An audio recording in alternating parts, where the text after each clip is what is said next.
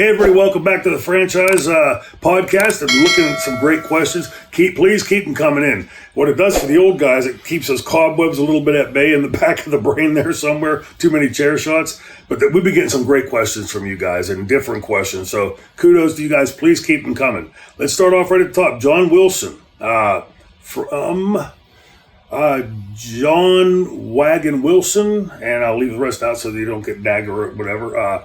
Mr. Douglas, what's your favorite all-time promo that you delivered? If so, is the MWA belt one you'd consider would be your second, and why?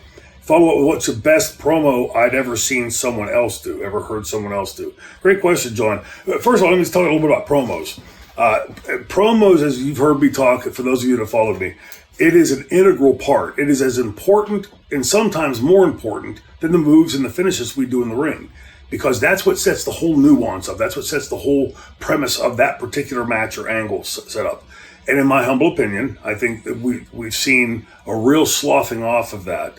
A lot of robotic type responses. Everybody thinks, years ago at an event, no reason to name who it was or why, there was somebody doing a promo and they digressed from the script that they had been given on a conjunction like and or the, and the person stopped going, oh, and I screamed out, no, you go until you hear cut, because that's natural. That's how, look at it, I'm answering this, I'm looking around the room and getting my thoughts cogent, so it should look a little bit, not sloppy, but it should be a little bit herky-jerky, because nobody out there, except just either the brainiacs or the dumbest like me of us, just talking one long line of words and sentences and it never stops at blah, blah, blah, blah, blah, blah, blah. That sounds robotic and it sounds contrived. So the best that I've ever heard, as you know, I believe in promos as being a very, very strong part of our setups, selling the tickets, selling the angles, selling the pay-per-views.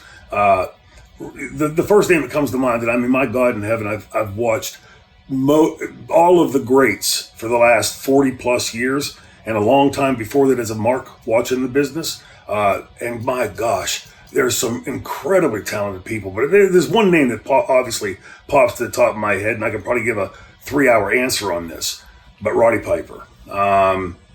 Roddy was, aside from being a dear friend, I'll state that up front, I'm obviously a little bit biased, he was magic on the camera. You would watch him at a time like Hogan was so much bigger than him and stuff, but you still believed that he could kick Hogan's ass because of those promos. And when he would get himself, you'd see him hitting that gear where he would start to gyrate and his hands would throw and the face would come. You couldn't look away. If you had to go back there, whoa, but you wouldn't walk away from the TV, because he was magnet, man. He was magnetic to watch. And again, so many others. The favorite of mine, obviously the NWA Throwdown. But I don't consider that a promo. As you've heard me talk about before, that was a conversation with the crowd, because in that hot building, 114 degrees, I had just wrestled a 37-minute match with Scorpoo, who likes to go to a pretty good clip, and it was the third match of the night. I was blown sky high, and I wanted to make sure that I'd mentioned the NWA champions that I had respected and looked up to, and I get one or two names out of my brain white sheet. There is blank. I could have told you my middle name at that point.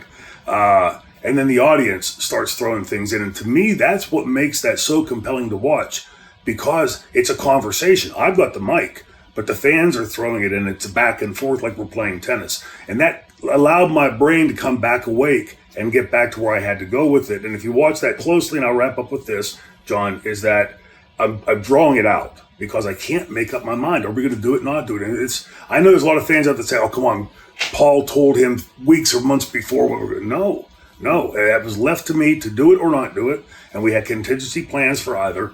And it was only when I made eye contact with Dennis Corluzzo, who was sitting down stage right, my left, with Todd, and him being on the Mike Tenay show that Wednesday previous, and saying, if you're planning on booking me, don't, because I'll take your money and no-show you. I've never done that in my career.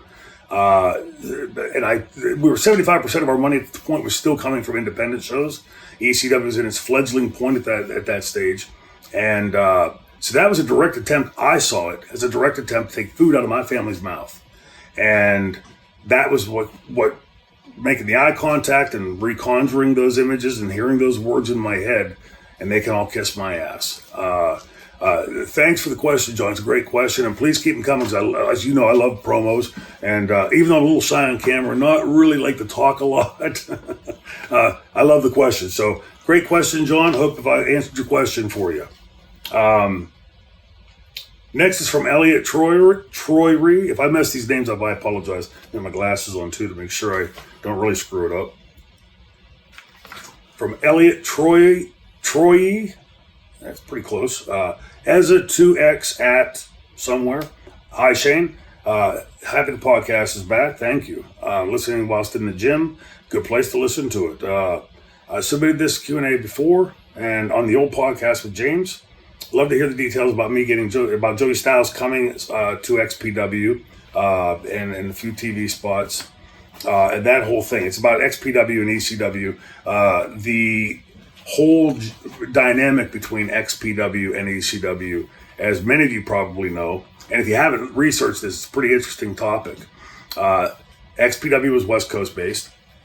ECW, of course, was East Coast based, but we were starting to spread out.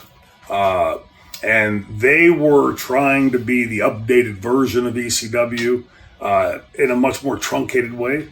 And I guess after I had left, there had come to a point where there was actually a confrontation between some of their wrestlers at one of the ECW events, which I wouldn't suggest is a good idea. But Rob Black, who was running at that time, and I understand he's back running again. Wish him the best of luck.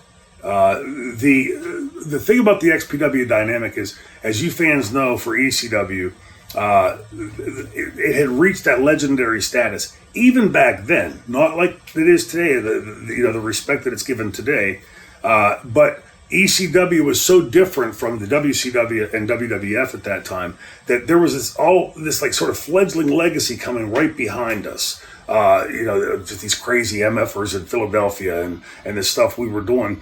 And, if I come to your town or close by, please come to the table and give me these stories that you have, because it confirms to me that we did something special there. And I hope you understand that we are all so proud of the fact that we still hear the chant. And that we entertained you fans, as that's what it really is ultimately about. And I'm proudest of the fact with ECW that I never saw anybody lazy in ECW. Everybody worked their tail off, including especially the audience. But there was a dynamic there that the ECW fans were taking umbrage with these other people trying to be a new extreme company. And of course they were, come on guys, get out of the way, make room for everybody else. There was a real odd dynamic that was going on there. Now, Joey Styles, first off, a few words about Joey. In my humble opinion, the best wrestling announcer in my lifetime. Joey, you can pay me afterwards. Joey and I, we don't see each other talk a whole lot anymore, but I consider him a dear friend. Respect the world out of his ability, because what he was doing in ECW ain't that easy. If you look at the template prior, most other people had a color guy with them, right? So talk and then like flavored in with some of the coloring from, say, Bobby Heenan or Jesse Ventura. Later, he would have me whenever I was off the arm injury, and he seamlessly floated into that. Even though he was very used, Joey Styles, was very used to doing it the single solo route. And then suddenly he had a guy sitting next to him, and the chemistry was immediate between us. It took us about 2 or 3 times of doing it just to get used to each other's cadences. There were a couple times I stepped on him because I thought he was done and not. And so we had worked out a system where he would tap my hand when he was wrapping up. So when I hear the end of that, I would jump in. It was very professional from Joey. I don't recall the specifics of him coming to XPW, but I'm sure it would have been vis-a-vis me as I was booking XPW at the time. And,